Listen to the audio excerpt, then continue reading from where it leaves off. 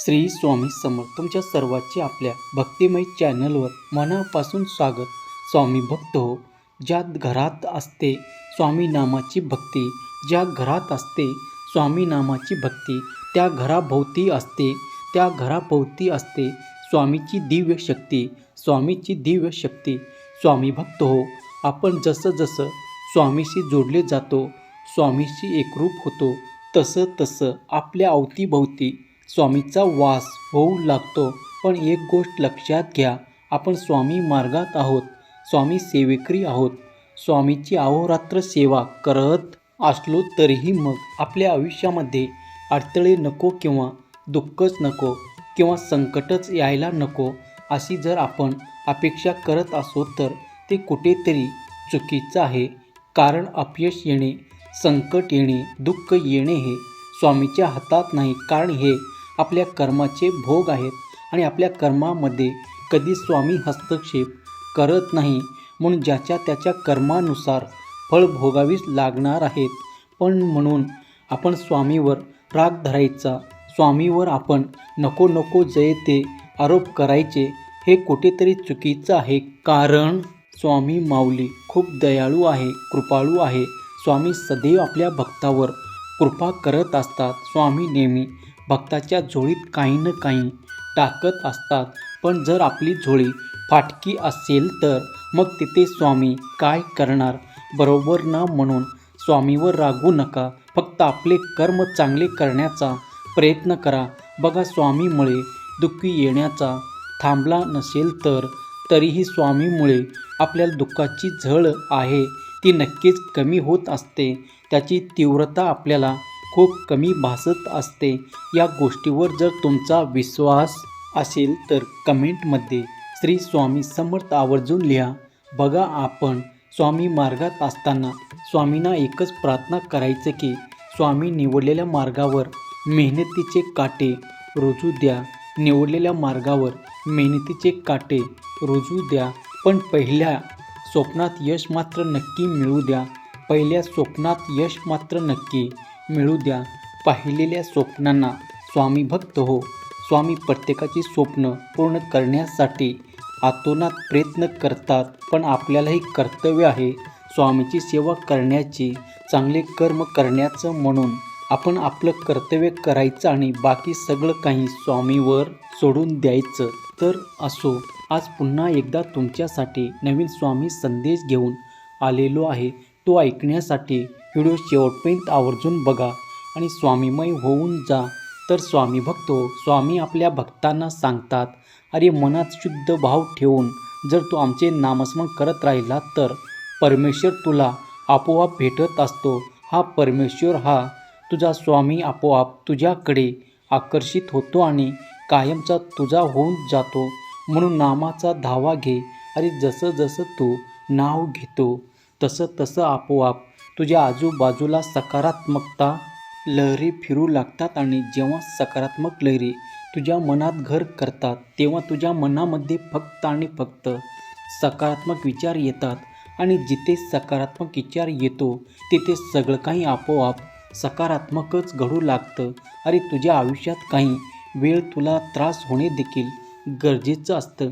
अरे तू वाईट आहे म्हणून नाही, तर तुझं चांगलं वागणं तुला कुठे थांबायचं आहे कळण्यासाठी त्या गोष्टी घडाव्यात लागतात. आणि गरज संपली की त्यामध्ये दोष दिसू लागतात. मग ती वस्तू असू दे किंवा नातं असू दे. म्हणून या जगात अशी कोणतीच व्यक्ती नाही ज्याला फक्त दुःख आहे किंवा ज्याला फक्त सुख आहे. सुख आणि दुःख हे प्रत्येकाच्या वाट्याला येतच असतं. पण दुःखांना विसरून जो आनंदाने जीवन जगतो त्यालाच खऱ्या अर्थाने जीवनाचा अर्थ समजतो. म्हणून प्रत्येक गोष्टीत सुख शोधण्याचा प्रयत्न कर.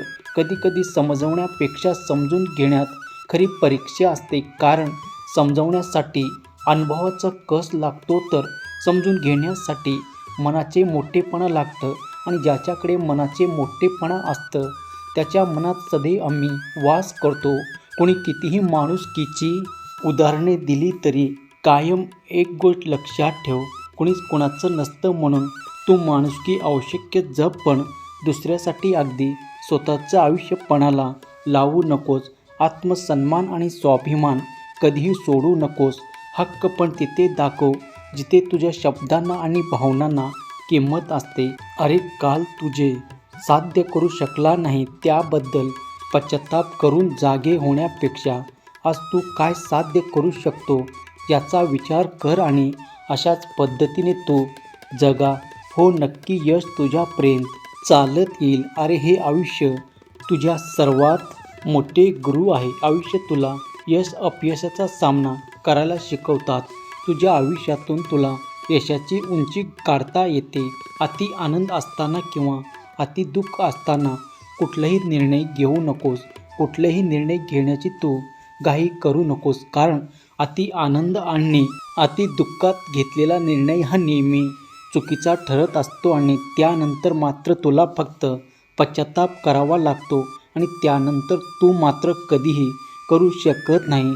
म्हणून वेळी जागा हो, वेळी सावध हो आणि निर्णय घेताना थोडासा शांतपणे विचार कर. अरे जे मन शांत असतं तेच मन योग्य निर्णय घेऊ शकतो. आणि जर तुला तुझे मन शांत करायचं असेल तर तुला नामस्मरणाची जोड द्यावी लागेल, भक्तीची जोड द्यावी लागेल. अरे सौंदर्य सुस्वभाव याची बेरीज कर. परनिंदेचा लघु उत्तम काढ. दया क्षमा शांती परमार्थ याचे समीकरण सोडव. हे सुखी आयुष्याचे गणित आहे. ज्याला हे गणित सोडवता येतो तो खऱ्या अर्थाने या जगाच्या पाठीवर आनंदात आहे. मनुष्याला अहंकार कधी नसावा, फक्त समाधान मात्र असावा. या अहंकारामुळे मनुष्य 84 लक्ष योनी फिरत राहतो. जर तुला मोक्ष मार्गावर चालायचं असेल तर अहंकाराचा त्याग तुला करावंच लागेल. अरे ज्याच्याकडे अहंकार असतो त्याच्याकडे ज्ञान कधीच नसतं आणि ज्याच्याकडे ज्ञान असतो त्याला अहंकार कधीच होऊ शकत नाही. म्हणून अहंकारापासून दूर राहा. त्यासाठी आमची भक्ती कर. जो आमच्या भक्तीत आणि आमच्या नामात तल्लीन होतो त्याला क्रोध, लोभ, राग, द्वेष आणि अहंकार या गोष्टी साधना स्पर्श देखील करू शकत नाही. अरे जेव्हा आमचा भक्त आमची सेवा करतो तेव्हा श्रद्धा आणि भक्ती खरी त्याची असली तरीही त्याच्याकडून सेवा करून घेणारे मात्र आम्हीच असतो. आम्ही आमच्या भक्ताला कधीच काही कमी पडू देत नाही. आम्ही आमच्या भक्ताला कधीच काही कमी पडू देत नाही. प्रत्येक वेळी त्यांना फक्त एकच सांगतो, भिवू नकोस, मी तुझ्या पाठीशी आहे. भिवू नकोस, मी सदैव तुझ्या पाठीशी आहे. स्वामी भक्तो, आजचा स्वामी संदेश तुम्ही ऐकला असेल तर आजच्या स्वामी संदेशमध्ये आपल्याला एक गोष्ट बघायला मिळाली की आपलं खरंच स्वामीशिवाय कोणीच नाही. जो तो गरजेपुरतं आपला वापर करून घेत असतो आणि त्याची गरज संपली की आपल्याला वाऱ्यावर सोडूनही देतो. पण अशा वेळेला आपल्याला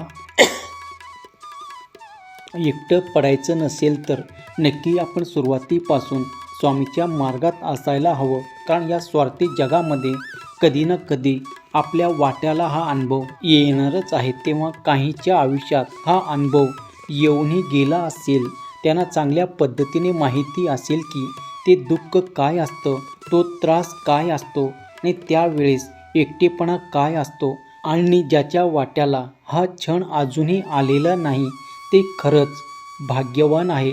तुमच्याकडे अजूनही संधी आहे. म्हणून स्वामींना सर्वस्व माना. सगळं काही स्वामीवर सोपवून द्या. जगामध्ये वावरत असताना तुमची जी काही चांगली कर्म आहे ती करा. दुसऱ्यांना मदतही करा, परंतु त्याचा अतिरेक करू नका. जर तुमच्या भावनाची कदरच नसेल तर त्या व्यक्तीसाठी तुम्ही अगदी जीवही काढून दिलं तरी त्याचं काही महत्त्व राहणार नाही. म्हणून स्वामी माऊलीमध्ये एकरूप होण्याचा प्रयत्न करा आणि कायमचे स्वामीमय होऊन जा. तर स्वामी भक्तो, आजचा स्वामी संदेश तुम्हाला कसा वाटला कमेंटमध्ये नक्की सांगा. पुन्हा भेटूया असाच नवीन स्वामी संदेश घेऊन. तोपर्यंत स्वस्त राहा, मस्त राहा आणि आपले स्वामी संदेश ऐकत राहा. श्री स्वामी समर्थ. जय जय स्वामी समर्थ. जय शिवशंकर नमामि शंकर, शिवशंकर शंभो. जय गिरिजापती भवानी शंकर, शिवशंकर शंभो. धन्यवाद.